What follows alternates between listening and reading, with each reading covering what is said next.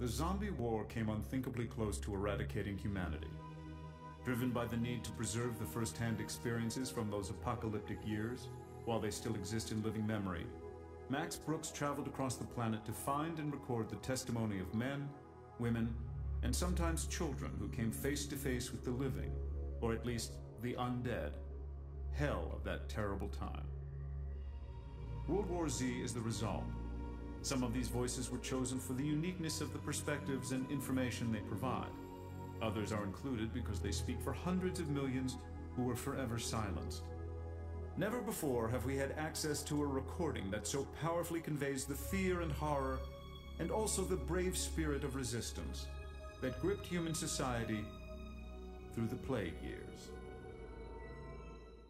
It goes by many names: the Crisis, the Dark Years, the Walking Plague, as well as newer and more hip titles such as World War Z or Z War I. I personally dislike this last moniker as it implies an inevitable Z War II. For me, it will always be the Zombie War, and while many may protest the scientific accuracy of the word zombie, they will be hard-pressed to discover a more globally accepted term for the creatures that almost caused our extinction. Zombie remains a loaded word, a devastating word, unrivaled in its power to conjure up so many memories or emotions. And it is these memories and emotions that are the subject of this book. This record of the greatest conflict in human history owes its genesis to a much smaller, much more personal conflict between myself and the chairperson of the United Nations Post-War Commission report. My initial work for the commission could be described as nothing short of a labor of love.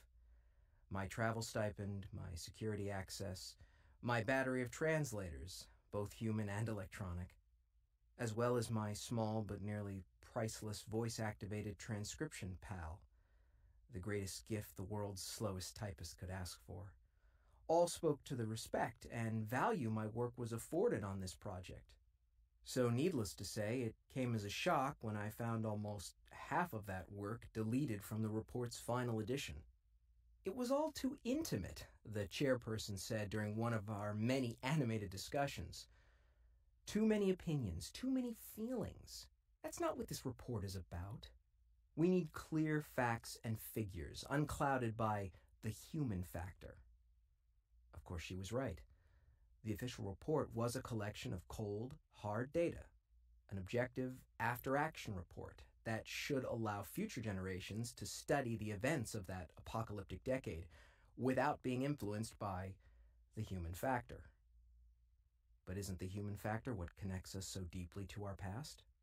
Will future generations care as much for chronologies and casualty statistics as they would for the personal accounts of individuals not so different from themselves? By excluding the human factor, aren't we risking the kind of personal detachment from a history that may, heaven forbid, lead us one day to repeat it? And in the end, isn't the human factor the only true difference between us and the enemy we now refer to as the living dead?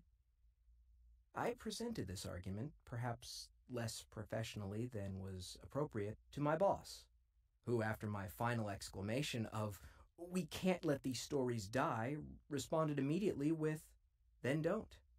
Write a book. You've still got all your notes and the legal freedom to use them. Who's stopping you from keeping these stories alive in the pages of your own, expletive deleted, book?" Some critics will, no doubt, take issue with the concept of a personal history book so soon after the end of worldwide hostilities.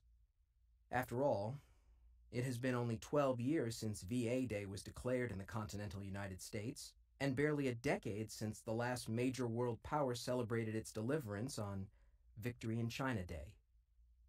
Although this is primarily a book of memories, it includes many details, technological, social, economic, and so on, found in the original Commission report, as they are related to the stories of those voices featured in these pages.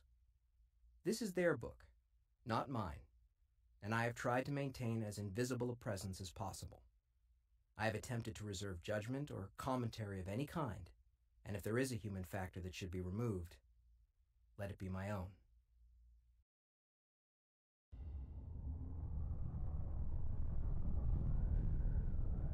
Throw your soldiers into positions whence there is no escape, and they will prefer death to flight.